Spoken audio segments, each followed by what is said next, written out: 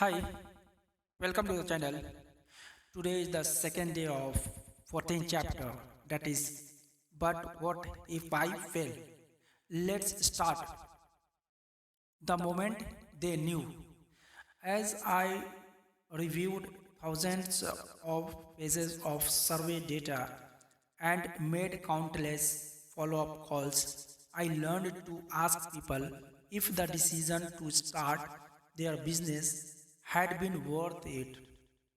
You might think that such a question is simplistic. Wouldn't most responses be yes? Well, perhaps, but one of the best parts of the study was hearing exactly how a group of diverse people answered this question. There was usually a story behind the affirmative answer, and the story often related to a particular day, event, or moment when they knew their business was going to work.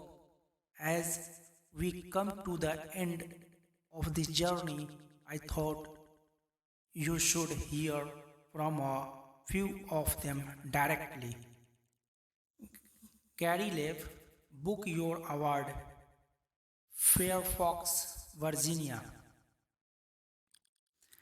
I never thought that people would pay for the service that I offer.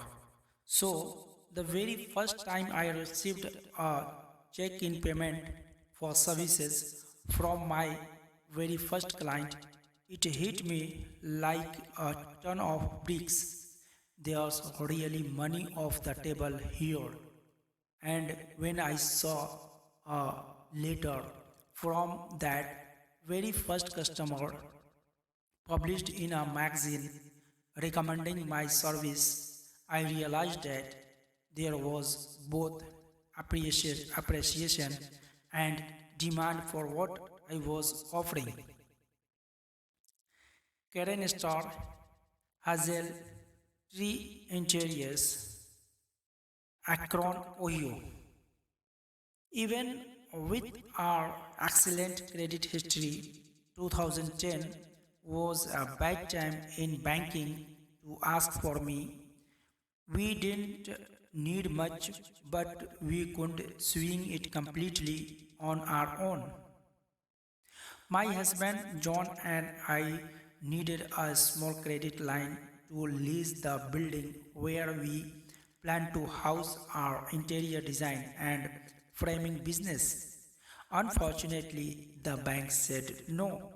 Later that day, John was on the phone with the landlord of the building, telling him that we just weren't going to be able to make it work and that he could release the building to the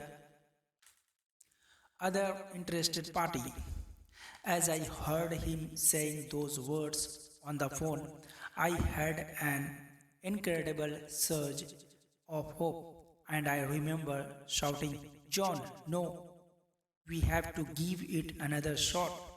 Tell him we just need a few more days to try again. We will have to go back in to the bank and make them hear us out. If they will just sit down and listen, they will believe in us. It totally worked. The bank did hear our plea, and we eventually got what we needed to get going. 2 years in, and we couldn't be more thrilled. But we almost accepted the fact that it wasn't meant to be and carried on with our lives. I am so glad we put in more effort.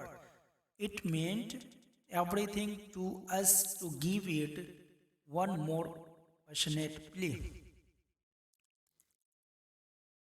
David Fugate, Launch Books, a literary agency, Encinitas, California. For me, it was when I signed a big client after flying out to their corporate offices, making a pitch and getting a tour of the grounds. When I got the call from his marketing VP that they wanted to go with me over a couple of other agents they had met. That was the moment when I knew Launchbooks was going to work. Ruth B. told, I didn't even know that I had my doubts about it walking before that call because I had been an agent for more than 12 years already and knew what I was doing. But because of the way my employment worked at the old agency, I literally had to live with nothing, no income stream whatsoever from the 1000 books I had sold while I was there. So I was literally starting from scratch. But when I got that call, I had this enormous feeling of relief and excitement wash over me. And I just absolutely knew it was going to work. The funny thing was that the client ended up being an unbelievable jerk and pulled out of his book deal over repeated problems with the publisher.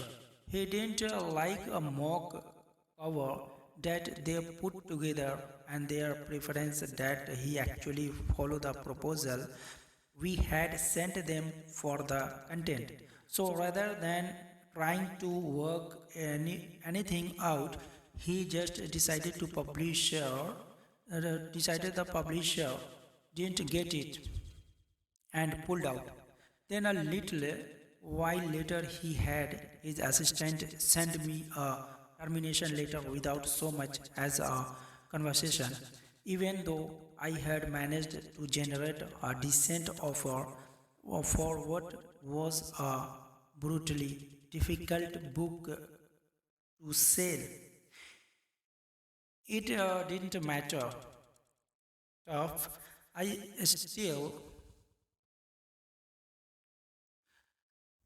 it didn't matter, though uh, I still had that first moment on the phone and never looked back. I have seen, I have since been on my own and selling books for more than 10 years. Kyle Hepp, independent photographer, Santiago, Chile. My husband and I were traveling around Europe after I had been hit by a car. We were going to travel and then go back to Chile to shoot weddings until the bookings stopped coming in and then go back to having normal jobs. We had been couch surfing to try and save money, but after a month and a half on the road, I was sick of it. So we decided to splurge in Italy. We checked into an amazing room at the Meridian, and I decided to pay an ungodly amount to use the internet for 10 minutes.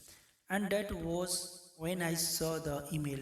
It would be our second US wedding and our first wedding where I had quoted more than simply travel cost.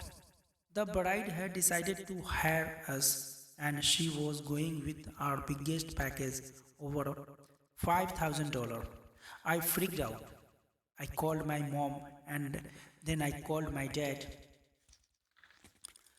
screaming stupidly using the hotel phone, which ended up costing another $100. I should have paid for another 10 minutes for of the internet and used Skype. I was freaking out because of the money, though it was because for a bride to pay that amount of money to photographers who don't even live in her country requires a huge leap of faith. And that was when I realized that if there was one bride willing to hire us and fly us in, there were probably more. And I started to think that if we could work both in Chile and outside of Chile, we could make this work. So we did. Jonathan Pincus, the Tapas Lunch Company, Spain and Norwich, United Kingdom. The big day for us was August 20, 2008, also known as the day when we realized our dream of moving back to my partner's native Spain. When we set up the company in England in 2005, it was with the aim of eventually being able to move back to Spain and run the business remotely. Although we weren't sure how long this would take, we had set up a perfect infrastructure with cloud based business management software, VoIP telephones, and so on. But the logistics of outsourcing was proving the biggest hurdle. We couldn't find a company that could deal with the complexity of 250 different products, most of which were labeled in Spanish. When we finally managed to set up the contracted logistics operation and drove away from the warehouse knowing that we no longer had to do all the shipping ourselves and that the following day we were getting on a boat to Spain. I knew we had achieved what we set out to do. As I traveled the world, meeting our group of unexpected entrepreneurs, I heard story after story like this over and over. They echoed a similar theme. When you have these moments, hold on to them. They provide encouragement and positive reinforcement when times are hard. The $100 recap. Before we close it out, let's look back at the key lessons of this book. First and most important, the quest for personal freedom lies in the pursuit of value for others. Get this right from the beginning, and the rest will be much easier. Always ask, how can I help people more? Borrowing money to start a business or going into debt at all is new completely optional. Like many of the people you meet in this book, you can start your own micro business for $100 or less. Focus relentlessly on the point of convergence between what you love to do and what other people are willing to pay for. Remember that most core needs are emotional. We want to be loved and affirmed. Relate your product or service to attractive benefits, not boring features.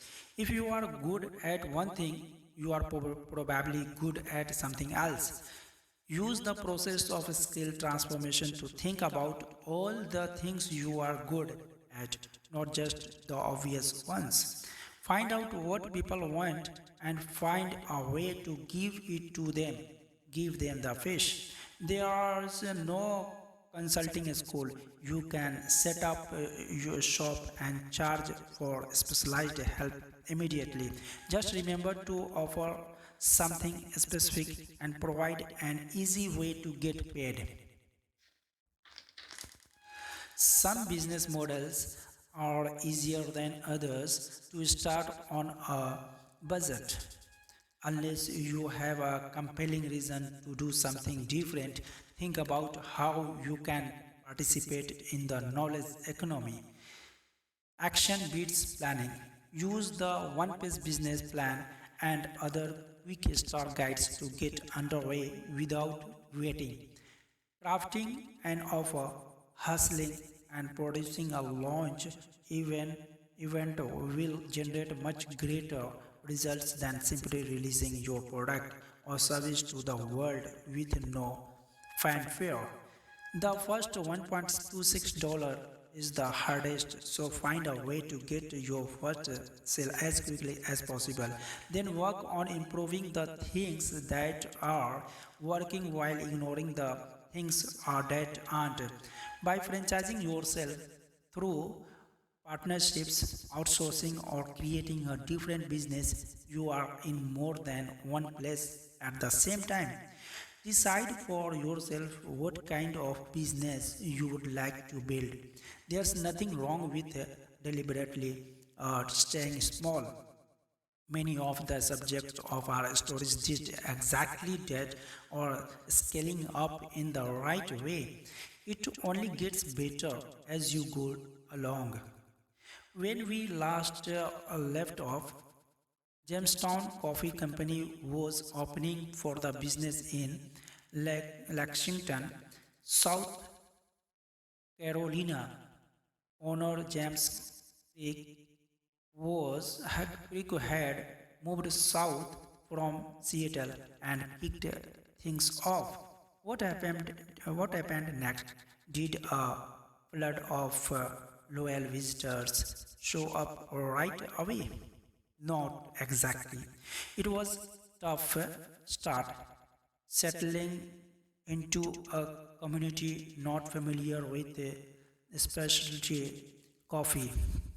The shop grew one customer at a time with a focus on providing personal experiences and encouraging repeat business. One weekend, James had and his crew gave out coupons for a free coffee at a local golf tournament. A man stopped in to redeem his coupon and mentioned that he normally picked up his morning cup at the gas station, but was inspired to try something new. The next day, he turned saying it was the best cup of coffee he had ever had. A morning group began to gather most weekdays, consisting of regulars from all kinds of backgrounds, a lawyer, a clergyman, a computer guy, a mechanic. People who used to buy instant coffee at the grocery store began making a special trip every week to pick up the superior stuff at Jamestown Coffee Company. Slowly but surely, the business stabilized. James thought back on the discouragement he had received from well meaning friends when he first told them about moving down south.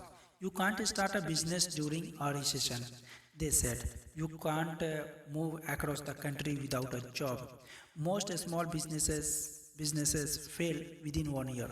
Almost all mom and pop restaurants fail within the first year on on it when and every time someone gave him a reason he could succeed in what he had set out to do, he made another note in his non-planning folder, merely one more obstacle to overcome.